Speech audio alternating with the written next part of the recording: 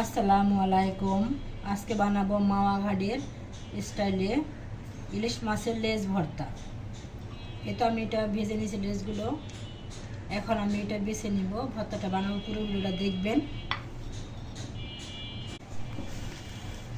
এইভাবেই মাওয়া ঘাটে গ্লাস দিয়ে মাছটা পরিষ্কার করে এভাবে কাঁটাগুলো বেছে নেয়। আমি বাছা হয়ে গেছে।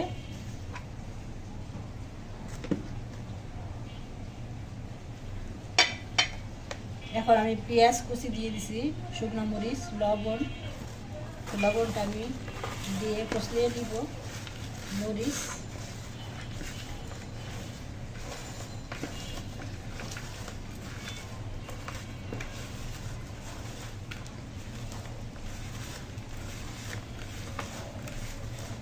এইভাবে বাসায় বানালে আর মাওয়া ঘাটে যেতে হবে না, বাসায় বানিয়ে খেতে পারবেন।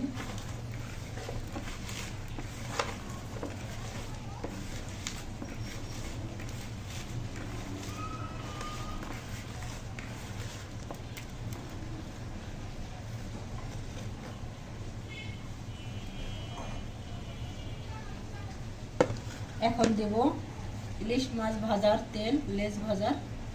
এইভাবেই তেলটা দিয়ে থাকে।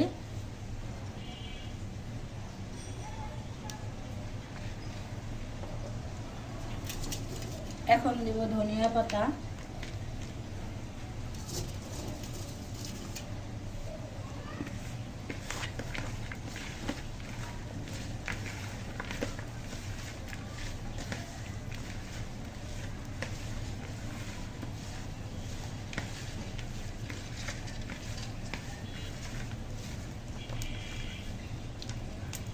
এখন আরেকটু গ্লাস দিয়ে হবে করে ভর্তাটা ম্যাশ করব।